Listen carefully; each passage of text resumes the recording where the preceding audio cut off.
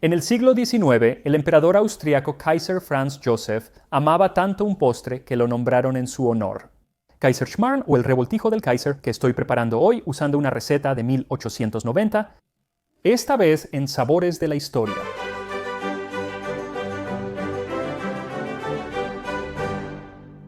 Primero, quiero recordarles a todos que publico videos aquí en Sabores de la Historia todos los martes. Varias personas comentan que no les recomiendan mis videos semanalmente, aunque sí los publico cada semana. Así que, aunque YouTube no sea constante al enviar notificaciones, yo sí soy constante publicando videos todos los martes. La receta de este martes proviene del libro de cocina austriaco Süddeutsche Küche, escrito por Katrina Prato. Ahora, ella era como la Annie Garten de su época, y su libro de cocina salió en 1858, y realmente es uno de los primeros lugares donde vemos muchos de los platillos más famosos de Austria escritos en forma de receta. Ahora, encontré una copia cuando estuve en Viena de 1907 y sé de una edición de 1890 que está en línea. Ambos tienen recetas casi idénticas para este platillo, solo cambia la ortografía del nombre.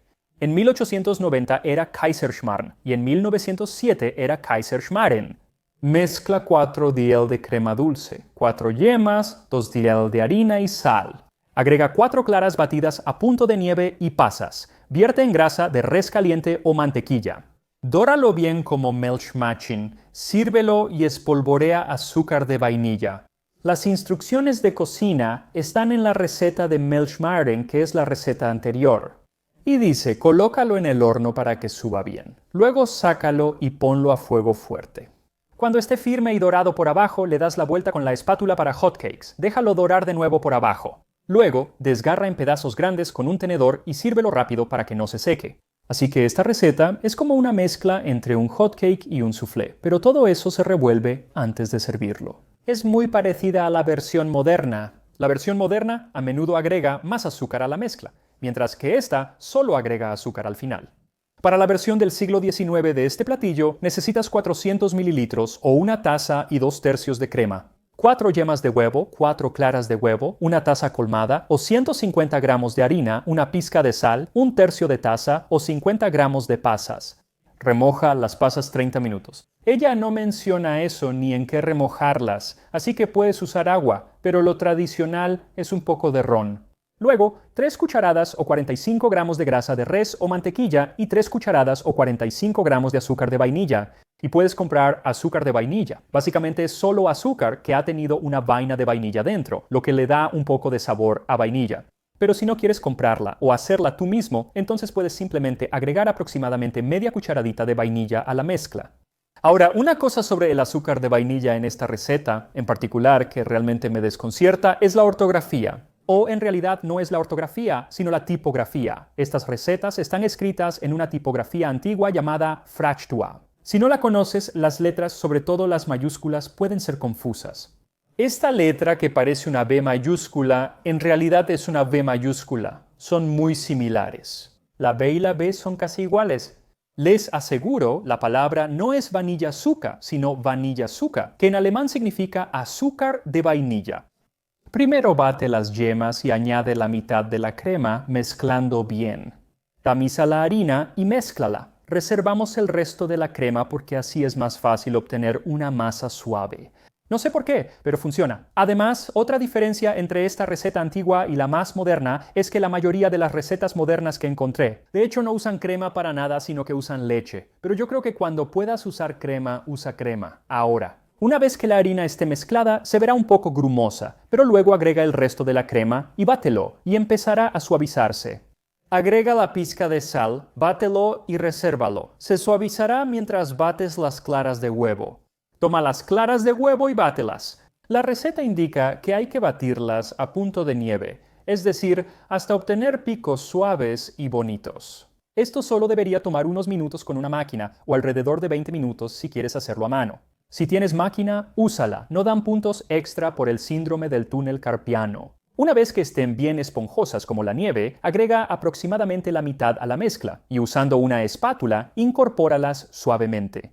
No saques todo el aire porque eso es lo que le da esponjosidad al Kaiserschmarrn. Continúa agregando la clara de huevo y mezclándola hasta que ya no queden vetas, y entonces será momento de cocinar. Y notarás que en realidad todavía no he agregado las pasas. Y eso es porque si las agregas ahora tienden a irse todas al fondo. Cuando lo pongas en el sartén se irán al fondo y se quemarán en la base del sartén. Espero hasta después de agregar la mezcla al sartén. Entonces toma un sartén grande y derrite la mantequilla o la grasa de res, que es sebo, en él.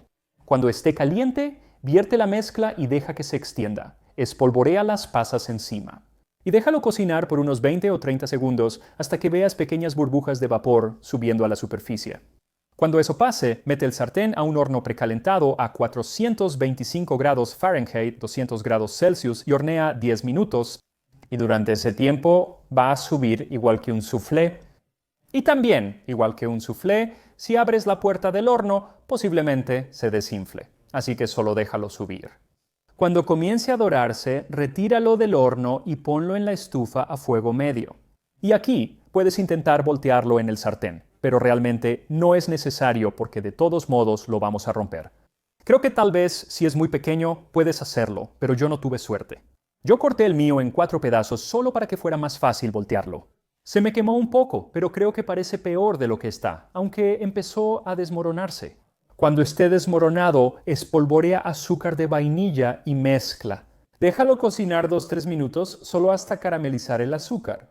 Luego ya está listo para comer, pero tradicionalmente se sirve con algún tipo de compota de frutas, a menudo como puré de manzana, o lo que yo probé en Viena fue una compota de ciruela. En Austria lo llaman Schwitzkensrust, y Katrina Prato tiene una receta en su libro de cocina. Pero antes de mostrarte cómo hacer eso, veamos cómo este Schmarrn se asoció con el Kaiser. El Kaiser Schmarrn es un postre que no solo deleita el paladar, sino también al geek etimológico que llevas dentro, porque ambas partes de la palabra, Kaiser y Schmarrn, tienen raíces muy interesantes. De hecho, comencemos hoy con Schmarrn. La palabra puede referirse tanto a la comida como también puede ser un coloquialismo para tonterías, o un desastre o basura. Y por eso el Kaiser Schmarrn a menudo se traduce como el desastre del Kaiser. Lo realmente interesante es que tanto Schmarrn como desastre también tienen recorridos etimológicos similares. Hoy, decir que algo es un desastre suele referirse a una mezcolanza o chatarra. Pero originalmente, en realidad, tenía que ver con la comida. En el latín tardío, la palabra misum se refería a algo puesto sobre una mesa, y luego el francés antiguo tomó eso y creó la palabra mess, que era específicamente comida puesta sobre una mesa. Y por eso, si ves muchos libros de cocina antiguos en inglés medio o incluso en inglés moderno temprano, tienen la frase mess it forth al final de la receta, ya sea mess it forth o serve it forth. Básicamente significaba lo mismo. En Las Alegres Comadres de Windsor de 1602, Shakespeare menciona un mess de avena, aludiendo a cómo se sirve en un tazón. No fue hasta el siglo XVIII que la palabra empezó a significar algo hecho al aventón o lanzado ahí, desordenado. Y eso probablemente tenía que ver con la forma en que, como la avena o algo así, simplemente se echaba de cualquier manera en un plato o en un tazón. Y Schmarrn tiene una historia similar detrás. Originalmente viene de la palabra alemana schmieren, que significa untar o esparcir. Y había un platillo común entre las clases más pobres en los países de habla alemana en la época medieval tardía y la edad moderna temprana. Ese era básicamente una masa hecha usualmente de harina y leche, tal vez algo de huevo y cualquier otra cosa que pudieran encontrar. Eso luego se extendía o untaba sobre una plancha caliente y se cocinaba como un hot cake. Ese platillo se llamó Schmarin. Con el tiempo, Schmacken pasó a significar cualquier platillo. Eso era una mezcla de ingredientes que se cocinaba de manera similar y luego se servía de una forma improvisada o como un revoltijo. Y solo después esa palabra empezó a usarse para significar algo como un desastre, tonterías o algo así. Kaiser también posee una etimología interesante. Se cree que se usó por primera vez para referirse a los primeros emperadores del Sacro Imperio Romano, posiblemente desde Carlomagno mismo, pero definitivamente para el siglo X. Y usaron el título para mostrar su supuesto, aunque completamente ficticio, vínculo con los emperadores del verdadero Imperio Romano, los Césares. Y la pronunciación alemana de Kaiser en realidad se parece mucho más a cómo los césares lo habrían pronunciado. Porque César es una pronunciación posterior del latín, mientras que el latín clásico pronunciaba todas las C como una K fuerte, así que ellos lo habrían pronunciado Kaiser. También de ahí viene la palabra rusa zar. Pero en cuanto al Kaiser alemán, ¿quién era el Kaiser asociado con Kaiserschmarrn? Ese fue el Kaiser Franz Joseph I, quien gobernó el Imperio Austríaco y luego Austria-Hungría de 1848 a 1916, siendo uno de los monarcas con el reinado más largo. Él estuvo presente durante lo que muchos consideran la edad de oro cultural de Viena y también estuvo ahí para el inicio del fin de esa época, que fue provocado por la Primera Guerra Mundial. De hecho, fue el asesinato de su sobrino y heredero presunto, el archiduque Franz Ferdinand, lo que desencadenó todo en 1914. Pero fue décadas antes de eso cuando el amor del Kaiser por el Kaiserschmarrn se hizo evidente. Pero exactamente cómo sucedió eso no está del todo claro. Hay muchas historias diferentes sobre su origen. Si hoy vas a Viena, probablemente escucharás una versión de esto. En 1854, el Kaiser se casó con la duquesa bávara Isabel, mejor conocida como Sisi. Ahora, Sisi era famosa por preocuparse por su peso. Medía 1,73 metros y pesaba 50 kilos. Casi nunca comía carne y, en su lugar, pasaba por periodos de ayuno en los que consumía muy poca leche y huevos, que constituían una gran parte de su dieta, en una comida tras casarse o incluso en la boda, según quien cuente la historia. El chef imperial, conocido como Leopoldo, decide preparar un platillo similar a un soufflé, ligero y esponjoso, hecho de huevos, leche y algo de harina. Pero, desafortunadamente, se vuelve tan delicado que cuando intenta voltearlo, simplemente se desmorona por completo.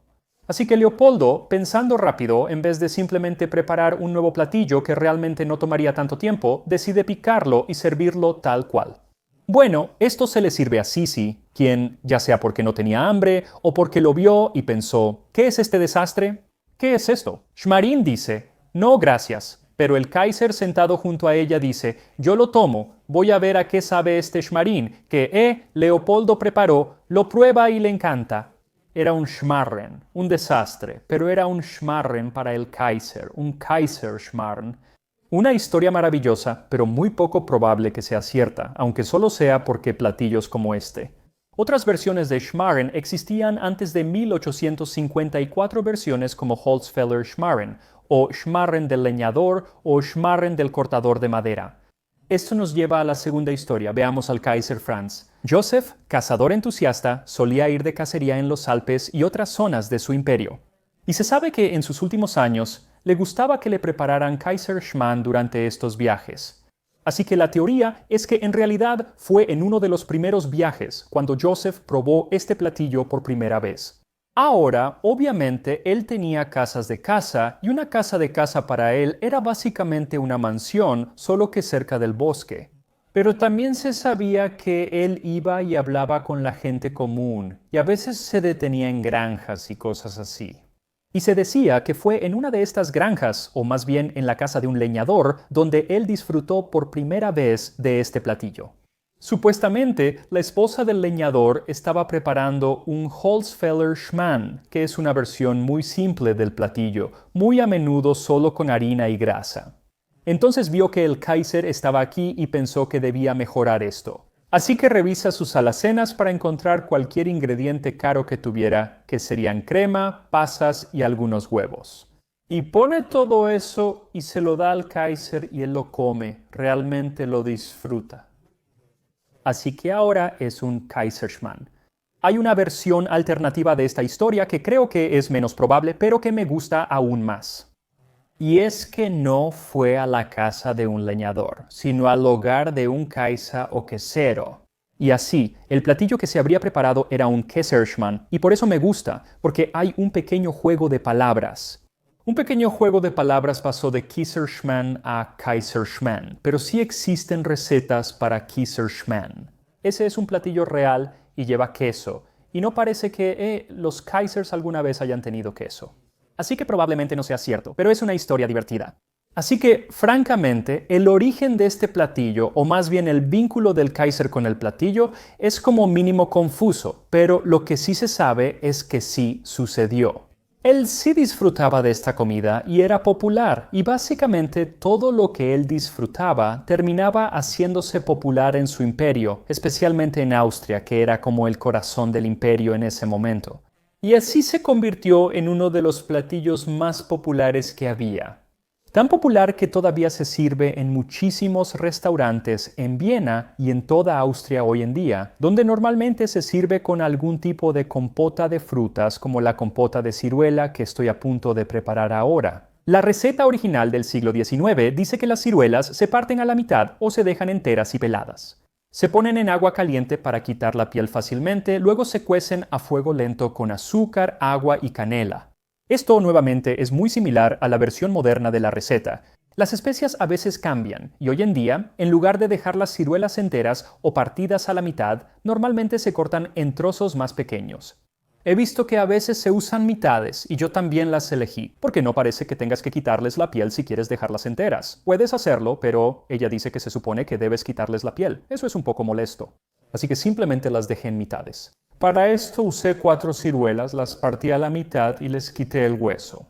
Lo ideal es usar ciruelas pasas austriacas, pequeñas, azules, dulces, pero difíciles de hallar. Donde estoy ahora no es temporada de ciruelas para nada, así que tuve mucha suerte de siquiera encontrar ciruelas negras. Necesitarás 60 ml de agua, 50 jama de azúcar y un medio cucharadita de canela. Agrega azúcar, canela y agua a una cacerola y disuelve el azúcar. Después pon las mitades de ciruela en la sartén con el lado cortado hacia abajo. Podrías pensar que necesitas más agua, pero te aseguro que las ciruelas sueltan suficiente jugo y no hace falta agregarla. Luego pon la sartén a fuego medio y deja que empiece a hervir lentamente. Y una vez que esté hirviendo, pon la tapa y deja que se cocine sin moverlo durante 30 a 45 minutos. Deben estar realmente suaves y haberse convertido en un jarabe maravilloso. Aquí estamos, un Kaiser Schmarrn austriaco de 1890. Así que lo mejor es servir esto justo cuando termina de cocinarse porque sí se pone un poco aguado, supongo, muy rápido. Pero aquí vamos, lo estoy perdiendo aquí.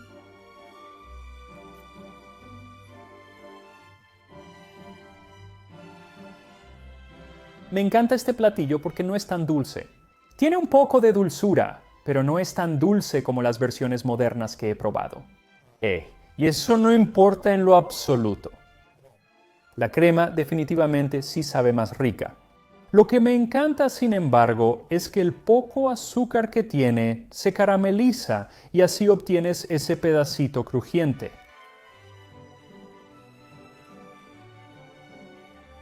Ese es mi favorito. Hay algunos pedacitos quemados. Eso depende del sartén que usé, pero sinceramente no importa mucho. Déjame probarlo con un poco de esta compota de ciruela. De hecho, déjame probar solo la compota.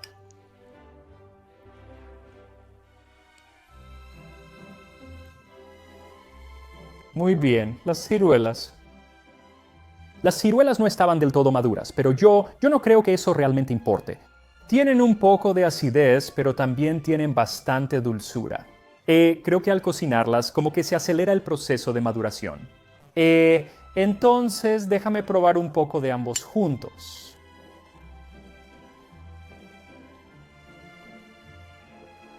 Muy bueno, de verdad. Esto puede ser un desayuno o un postre. Es fantástico si lo cortas en pedazos grandes. Genial si lo cortas en pedazos más pequeños. Está bien. Idealmente, es lo suficientemente grande como para que la gente pueda tomar un pedazo. Es maravilloso, súper fácil. Deberías ir a Austria y probarlo ahí, hacer esa versión. Y sí, probablemente me voy a terminar todo de una sentada. Y nos vemos la próxima vez en Tasting History.